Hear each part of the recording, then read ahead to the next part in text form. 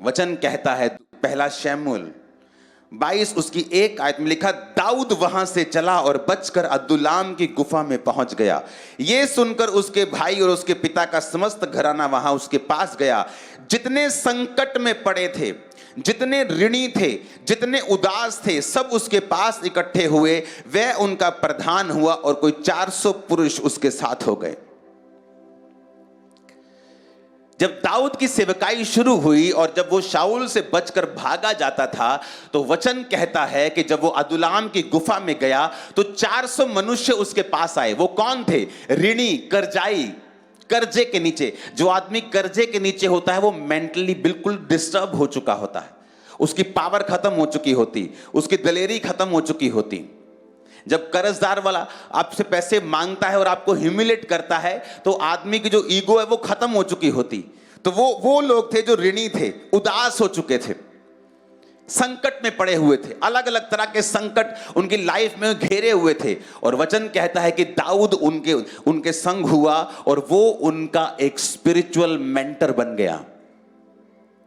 दाऊद को जब भी हम बाइबल में देखते हैं, पुराने नियम में, वो जीसस क्राइस्ट को दिखाता है, वो प्रभु यीशु मसीह को दिखाता है। इसीलिए उसे दाऊद का पुत्र कहते थे। चाहे यीशु मसीह ने कहा दाऊद की संतान, उस तरह से परमेश्वर ने उसे नकार दिया, लेकिन एक्चुअल में वो दाऊद और अब्राहम की ही संतान है, उन्हीं के वंश से वो पैदा हुआ। वचन कहता है कि वो जब उसके साथ शामिल हुए तो क्या हुआ? जब भी आप अनॉइंटेड लोगों के साथ शामिल होते हैं, क्योंकि आप डॉक्टर तो अच्छा फाइंड कर लेते हैं, लेकिन आपको संगति मालूम नहीं आपको कहां जाना है। सैड पार्ट है आप लोगों के लिए कि जो आपकी लाइफ में सबसे इंपॉर्टेंट है, अगर आप बेस्ट आई डॉक्टर नहीं भी फाइंड कर सके ना, तो प्रार्थना से तब भी आपकी आंखें हील हो जाएंगी। आप छोटे मोटे डॉक्टर से भी काम चला लोगे, क्योंकि प्रार्थना आपको हील कर देगी। लेकिन अगर आप सही संगति में नहीं हैं, नथिंग कैन क्योर यू, कुछ भी आपके जीवन में काम नहीं करेगा। आप कंफ्यूज होंगे, हर वक्त आप यही सोचेंगे कि शायद यही जिंदगी है, जबकि यह परमेश्वर का प्लान नहीं है। अब यहां पर 400 व्यक्ति ऋणी, कर्जाई और संकट में पड़े हुए उसके पास आते हैं, और वचन कहता है वो उनका प्रधान, यानी वो उनका अगुवा बनता है। अब दाऊद पहला शमूएल 22 में उनको ग्रहण करता है अपनी कलीसिया के रूप में। आप उन्हें कलीसिया समझें, और दाऊद उस कलीसिया को, जब आप एक विश्वास वाले व्यक्ति के साथ जुड़ते हैं, या आप एक ऐसी संगति, सिर्फ खांबरा चर्च दुनिया में जीवित चर्च नहीं है, बहुत सारी चर्चेस जीवित है, तो मैं सबकी बात कर रहा हूं। आप जहां भी जिस देश से मुझे ये देखेंगे रिकॉर्ड हो रहा है, तो हर देश में ये चलेगा। बहुत से लोग इसे अफ्रीका में देखेंगे, यूरोप में देखेंगे, इंडिया में देखेंगे, इंडिया के अलग अलग स्टेट्स में इसे देखेंगे। तो ये सब लोगों के लिए है कि जब वो उनका प्रधान यानी उनका अगुवा बना, तो वो 22 पहला शमूएल 22 में बना, और वो उनके संग संग चलने लगा। एक्चुअल में जब आप विश्वास वाले लोगों के साथ चलते हैं, तो उनकी जो डेली लाइफ होती है वो आपको इफेक्ट करती है। वो किस तरह से बैठता है, किस तरह से खड़ा होता है, अपने डेली लाइफ के अफेयर्स को किस तरह से हैंडल करता है, मनी को किस तरह से हैंडल करता है, लड़कियों को किस तरह से हैंडल करता है, व्यभिचार को किस तरह से हैंडल करता है, पाप को किस तरह से हैंडल करता है, अपने दिल में वो कैसा है, लोगों के साथ वो कैसा है, उसका हृदय कैसा है। ये है रियल इंपार्टेशन जो चर्च में आप पाते हैं। लोगों को लगता है सिर्फ वर्ड सुनेंगे, सरमन सुनने जाएंगे, पास्टर कोई भी हो। No sermon can work like that. वो किसके मुंह से निकल रहा है, वेरी इंपॉर्टेंट। तो दाऊद जब उनके संग रहा, तो वो डेली उन पर इंपार्ट करता रहा, क्योंकि इंपार्टेशन रियल कभी भी ले हैंड वाली नहीं होती।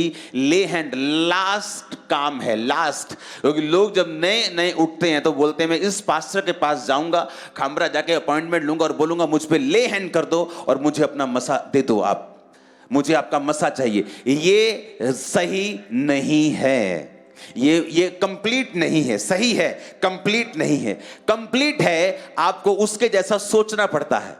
अगर आप अपने पास्टर के जैसा सोच नहीं सकते हैं, आप उसके जैसे मसे को भी नहीं पा सकते हैं। अगर आपकी थिंकिंग वैसी नहीं है, आप उसके जैसा बरकत भी नहीं पा सकते हैं, क्योंकि ये सारा कुछ डिपेंड करता है कि आपकी सोच क्या उस जैसी, आपका फेथ क्या उसके जैसा बना है, उसके लेवल के जैसा बना है कि नहीं बना है। अब पहला शमूएल 22 में आप समझें कि दाऊद के साथ कुछ व्यक्ति मिलते हैं। दाऊद के सामने 400 मनुष्य है। कोई बेचारा संकट में है, किसी पे मुसीबत आई हुई है, किसी को कर्जा है, कोई उदास है, डिप्रेस्ड है, कोई डिप्रेशन में है, कोई उदास है, कोई बहुत ही दुखी है, किसी की वाइफ छोड़ के चलेगी, किसी का बच्चा छोड़ के चला गया, सब कुछ उथल पुथल मची हुई है, और वो 400 लोगों का पास्टर बन जाता है। अब पहला शमूएल 30 में उसकी लाइफ में एक घटना होती है।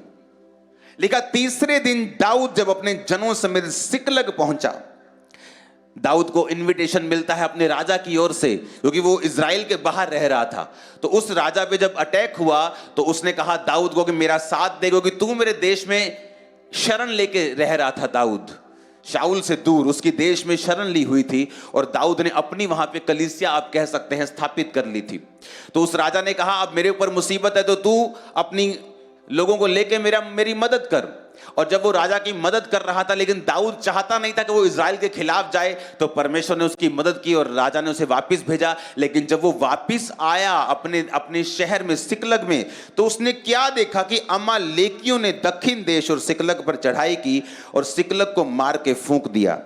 उसकी स्त्री छोटे बड़े बंदी बनाकर ले गए। किसी को मारा तो नहीं, परंतु सबों को लेकर अपना मार्ग लिया।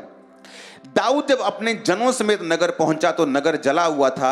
स्त्रियां बेटे बेटियां बंदी बनाकर ले जाए गए थे। दाऊद और उसके लोग उसके साथ चिल्लाकर इतना रोए कि उनमें रोने की शक्ति न रही। दाऊद की दोनों स्त्रियां यजरेली अहोनीम और कर्मेली नबाल की स्त्री अबीगेल बंदी बना ली गई थी। दाऊद बड़े संकट में पड़ा, क्योंकि जो लोग अपने बेटे बेटियों के कारण बहुत शोकित होकर उस पर पथराव करने की चर्चा कर रहे थे।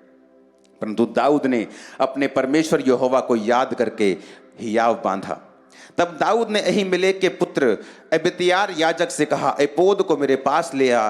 तब अबित्यार अपोद को दाऊद के पास ले आया, और दाऊद ने यहोवा से पूछा, क्या मैं इस दल का पीछा करूं, उसको जा पकड़ूंगा? उसने कहा, पीछा कर, क्योंकि तू निश्चय उसको पकड़ेगा और निस्संदेह सब कुछ छुड़ा लाएगा। दाऊद अपने 600 साथी जनों को साथ लेकर बसोर नामक नाले तक पहुंचा, और कुछ लोग छोड़े जाकर रह गए। दाऊद 400 पुरुष समेत पीछा करने के लिए चला गया, और 200 जो थक गए थे वो बसोर नाले के पार ना जा सके और वहीं रहे। अब यहां समझने वाली बात है कि जो 400 व्यक्ति हो गए थे पहले जो आए थे, अब वो 600 हो गए थे।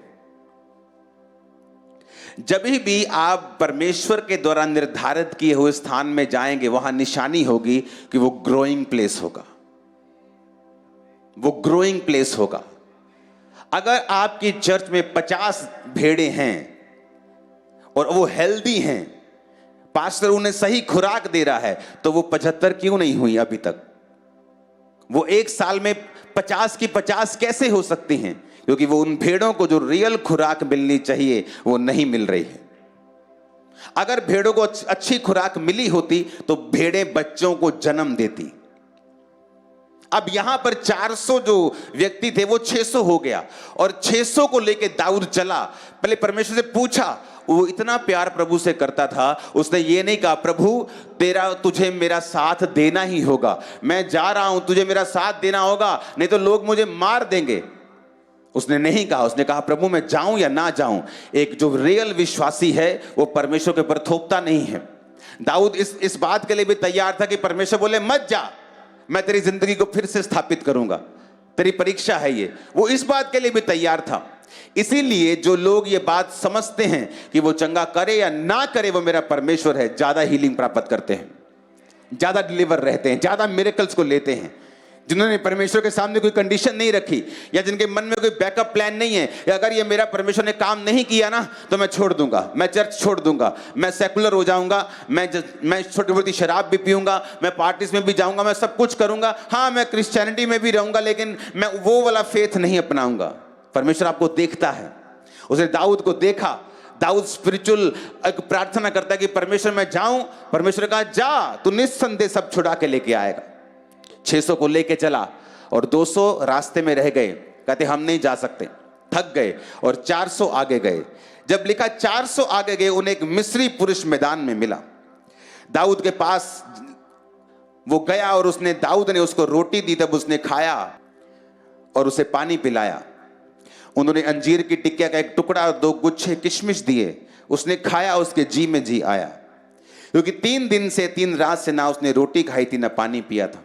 दाऊद ने उससे पूछा, तू किसका जन है, कहाँ का है? उसने कहा, मैं तो मिस्री जवान और एक अमालेकी मनुष्य का दास हूं। 3 दिन हुए मैं बीमार पड़ा और मेरा स्वामी मुझे छोड़ गया। हम लोगों ने करेतियों की दक्षिण दिशा में और यहूदा के देश में और कालेब की दक्षिण दिशा में चढ़ाई करके सिकलग को आग लगाकर फूंक दिया था। दाऊद ने उससे कहा, क्या तू मुझे उस दल के पास पहुंचा देगा? उसने कहा, मुझसे परमेश्वर की शपथ खा कि ना तो मुझे प्राण से मारेगा ना मेरे स्वामी के हाथ में करेगा, तब मैं तुझे उस दल के पास पहुंचा दूंगा। अब यहां पर जब दाऊद 400 मनुष्यों को लेकर जा रहा है, बाइबल का वचन हमसे बात करता है, ये भेदों को खोलता है। उसने कहा, उसको एक आदमी मिला जो कमजोर था। आप इमेजिन करो कि आपका पूरा परिवार कोई किडनैप करके ले गया है। इमेजिन भी नहीं होता। हां, इमेजिन करना भी मुश्किल है। इमेजिन करो आप, और रियल में उसका परिवार और उसके सारे साथियों का परिवार किडनैप्ड है। सारा पैसा एक ही रात में पैसा सब कुछ चुरा लिया गया है। और रास्ते में एक बीमार मनुष्य मिलता है और दाऊद कहता है, इसको खाना खिलाओ, इसको अंजीर की टिकिया दो। जीसस जब क्रॉस पर थे और डाकू ने कहा, जब तू परमेश्वर अपने राज्य में जाए तो मुझे याद करना। आपको मालूम, जब जीसस क्रॉस पे थे तो उनकी मृत्यु का कारण क्या था? क्योंकि क्रॉस वाला व्यक्ति जिसको भी चढ़ाया जाता था, उसको एक समय में जो ऑक्सीजन की मात्रा कम होने के कारण जो हृदय था वो फटता था, प्रेशर रहता था हार्ट के ऊपर, और इस हार्ट पर प्रेशर की वजह से वो व्यक्ति जो भी क्रूज पे होता था वो मरता था। जब सांस नहीं आ रहा होता था तो बोलना, आप जो लोग सांस के रोगी रहे थे कभी, उनको पता है ये कितना जहर है कि सांस ना आए और आपको बोलना पड़े। और यीशु मसीह ने उस समय भी जब सांस नहीं आ रही, पूरी ताकत के साथ अपनी स्ट्रेंथ को इकट्ठा किया और कहा, आज ही तू मेरे साथ स्वर्ग में होगा। हाँ, कहा कि नहीं कहा? यह दिखाता है कि उसका हार्ट कितना प्योर था, दाऊद का हार्ट कितना अच्छा था कि आप परीक्षा में रहते हुए भी लोगों की हेल्प कर सकते हैं। आप नहीं कहते मैं बहुत बीमार हूं यार, तू कल मुझसे मिलना। कई बार आपकी लाइफ में प्रॉब्लम्स होती हैं, लेकिन आप लोगों के ऊपर ले हैंड कर रहे होते हैं, और परमेश्वर इन चीजों को देखता है। क्यों दाऊद की जिंदगी में आशीष थी, यह भी सीखने वाली बात है। हालेलुया। वो खुद डिस्टर्ब है, लेकिन उसे दूसरे की डिस्टर्बेंस दिख रही है। बहुत से विश्वासी मैंने देखे हैं जिनका हार्ट शुद्ध नहीं है, किसी के भी घर पे कब्जा कर लेंगे, बोलेंगे मैं तो 30 साल से किराए पे रह रहा हूं इस घर पे, वो मालिक पता नहीं कहां है, उसके बच्चे आते हैं कभी कभी, मैं उनको टरका देता हूं, भेज देता हूं, मुझे ये घर चाहिए। कब्जा कर लेते हैं उन घरों के ऊपर, प्रॉपर्टीज के ऊपर, चोरी करते हैं, सरकारी स्कीमों का फायदा उठाते हैं चोरियां करके। ये दिखाता है कि आपका हार्ट प्योर नहीं है, आपका हार्ट परमेश्वर के साथ कनेक्टेड नहीं है। और यही वो छोटी छोटी चीजें हैं जो हमें ग्रेट करती हैं और नीचे भी लेके आती हैं।